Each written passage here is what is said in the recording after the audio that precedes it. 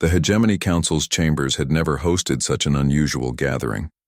Representatives from 47 different species sat in their designated atmospheric pods, their various forms of communication creating a cacophony that the universal translators struggled to parse.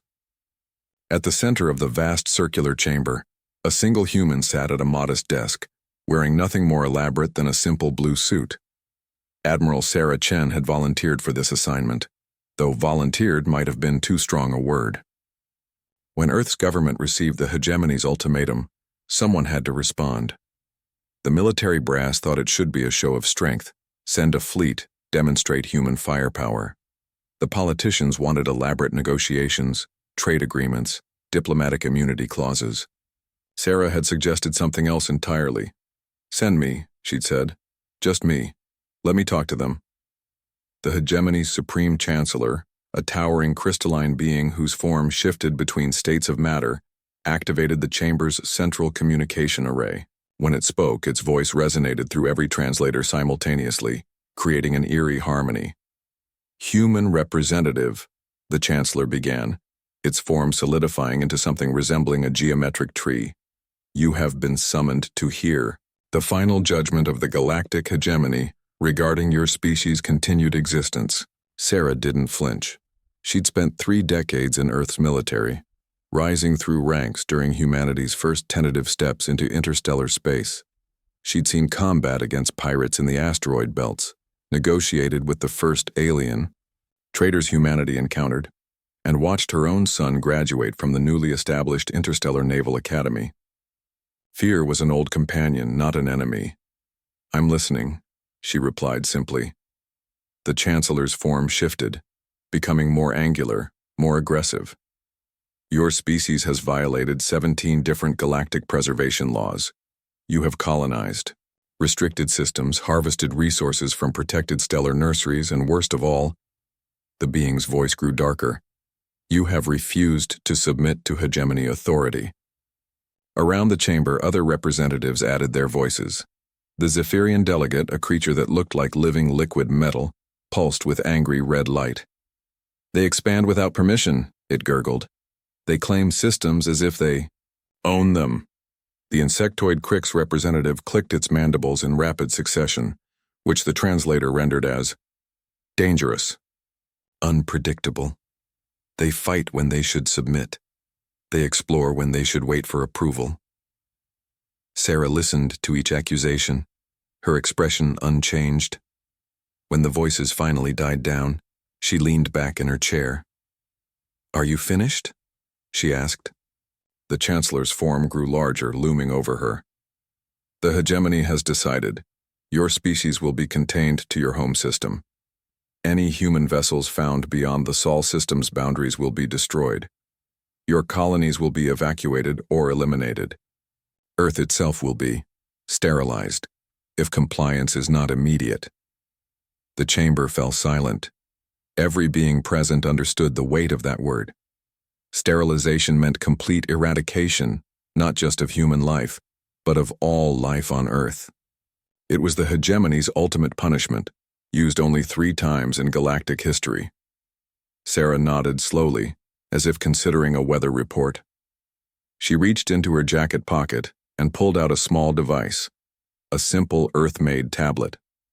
The action caused several representatives to shift nervously in their pods. Humans were known for their unpredictable technology. I need to send a message back to Earth, Sarah said calmly, to let them know about your offer. The Chancellor's form flickered with what might have been amusement. You may compose whatever final plea you wish, human, but the decision is final.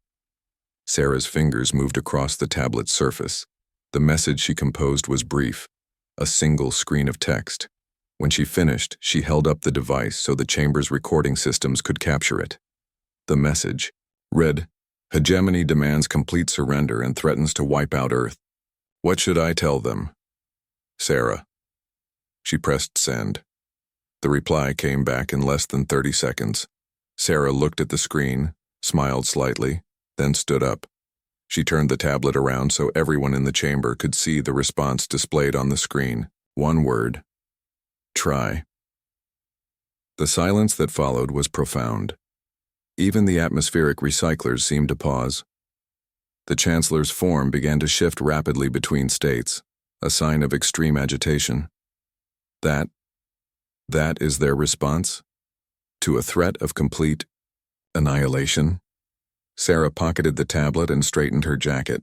That's humanity's response, yes. They do not understand, the Zephyrian delegate pulsed frantically. We have eliminated entire civilizations. We command fleets that span sectors. We have weapons that can shatter planets. I'm sure you do, Sarah replied conversationally. Humanity has weapons too, but that's not really the point. The Crick's representative's clicking grew more agitated. What is point then? You cannot fight entire galaxy. Sarah walked closer to the center of the chamber, her footsteps echoing in the vast space. The point is that word. Try. Do you understand what it means? The Chancellor's form had settled into something resembling a blade. It means you are fools who choose extinction over submission. No, Sarah said quietly.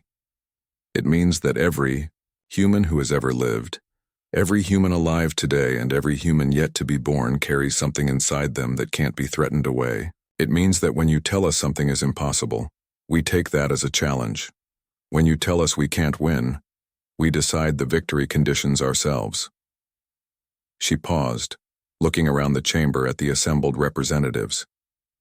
It means that if you want to wipe out humanity, you're welcome to try, but understand what you're signing up for. We're the species that looked at a hostile galaxy and decided it was our new home. We're the ones who saw faster than light travel and figured out how to do it ourselves in 50 years. We're the people who, when faced with extinction, don't beg or negotiate or compromise. Sarah smiled, and for the first time since she'd entered the chamber, her expression held something dangerous.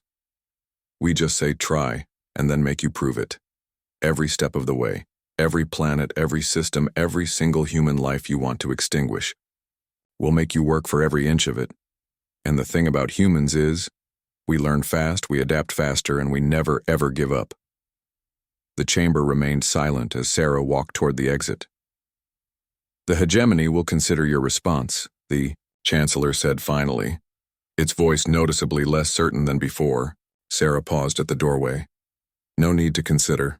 The answer will always be the same. She left the chamber, and behind her, the representatives of 47 species sat in unprecedented silence, each wondering the same thing. What exactly had they just threatened to go to war with?